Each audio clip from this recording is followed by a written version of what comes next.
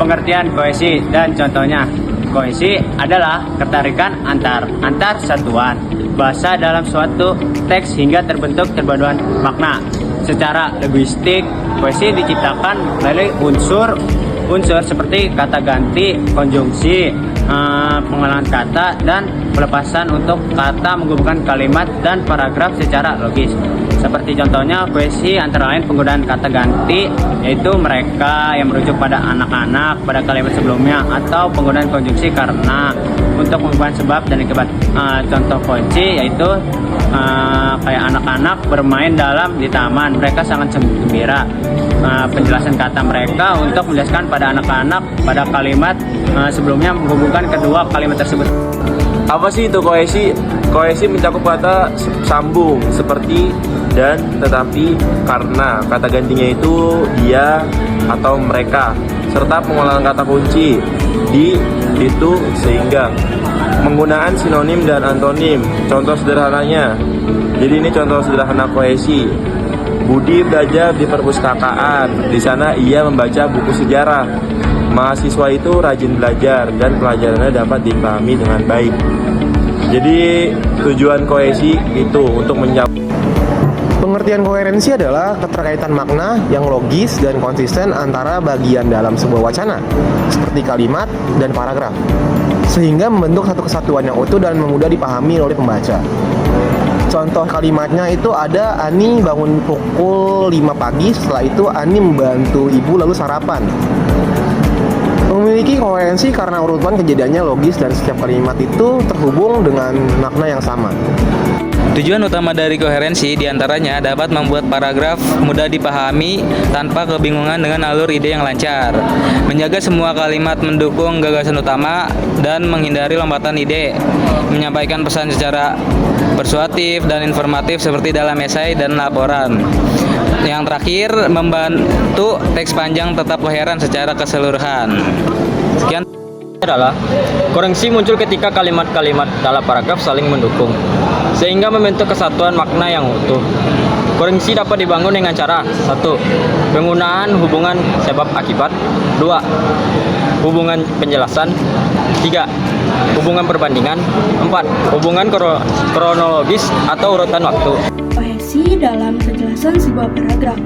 Saya akan memberitahu terlebih dahulu apa itu paragraf. Paragraf adalah satu wadah untuk satu ide utama yang terdiri dari ide pokok dan kalimat penjelas.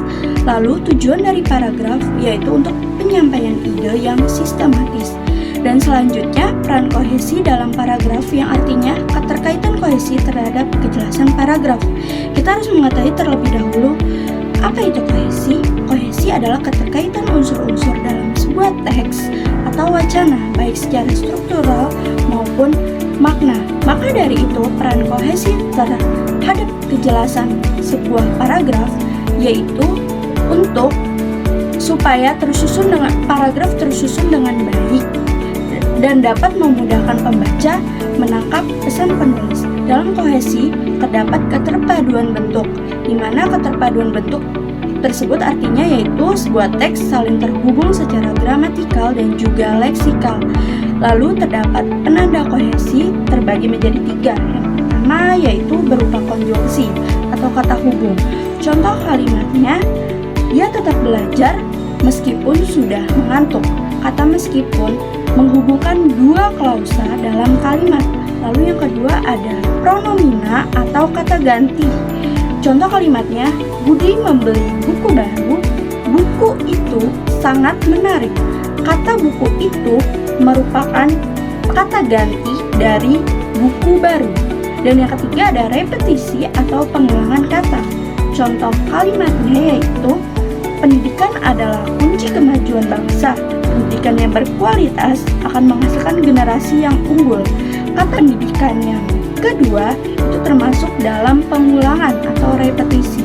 Jadi kesimpulannya yaitu peran kohesi dalam kejelasan sebuah paragraf adalah menghubungkan kalimat-kalimat agar padu dan memiliki keterkaitan makna sehingga alur pemikiran menjadi jelas.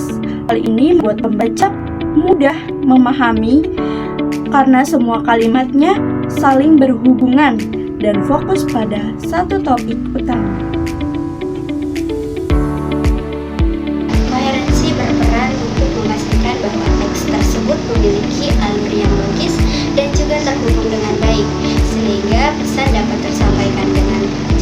dan juga mudah untuk dipahami. Contoh kalimatnya, Sinta gemar membaca buku. Ia juga senang menulis cerita pendek.